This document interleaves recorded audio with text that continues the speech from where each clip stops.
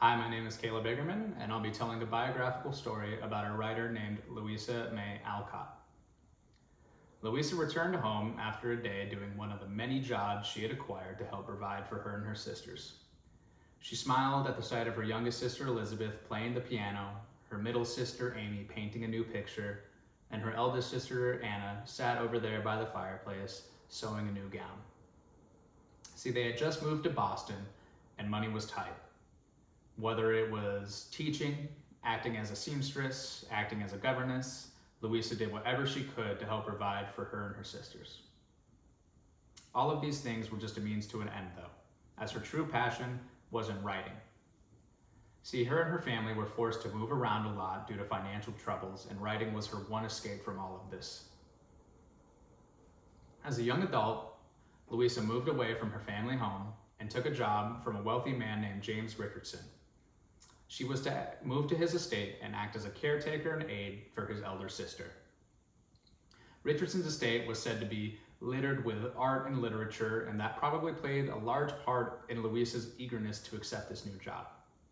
However, when she arrived, she realized that Richardson didn't actually have a lot of work planned for her, and instead wanted to spend the afternoons reading her his poetry and telling her his philosophies on the world.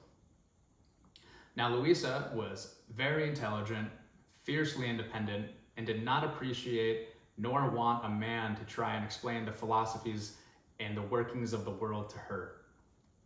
So one day she pulled her employer Richardson aside and she reminded him that she was supposed to be there as a caretaker for his sister and not to sit around all day and listen to his, quote, philosophical and sentimental rubbish. After this outburst, she was assigned more laborious tasks around the estate, such as chopping wood and shoveling snow, which prompted her to quit soon after. It's said that when she was at the train station waiting for her train out of town, she opened up her payment envelope and was so dissatisfied by what she found in there that when she returned home, she sent it back to Richardson. This provides a great glimpse into the fierceness and independence that she lived with throughout her whole life. This experience at the manor did inspire her to write again. She wrote about her time there, and she sent the story into a publisher in Boston named James T. Fields. Mr. Fields not only rejected the story, but went as far as to tell Louisa that she should quit writing entirely.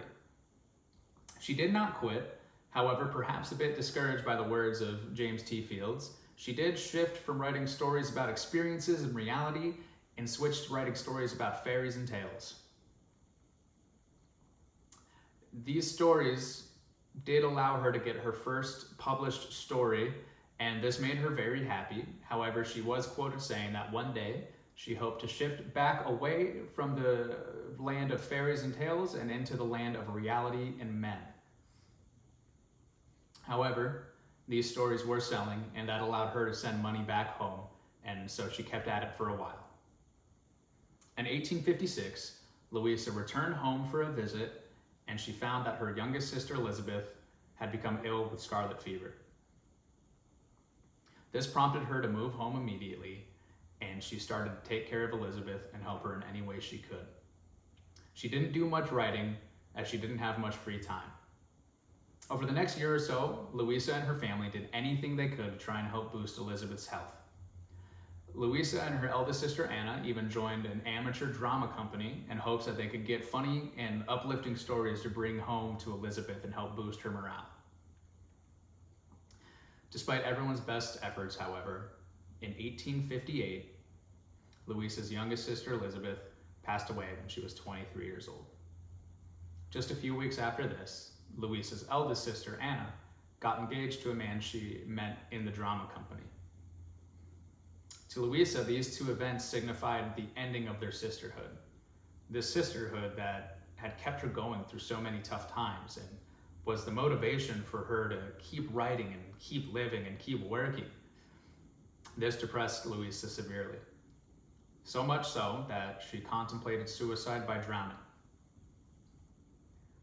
Thankfully, she persevered and did not let this depression take hold of her life.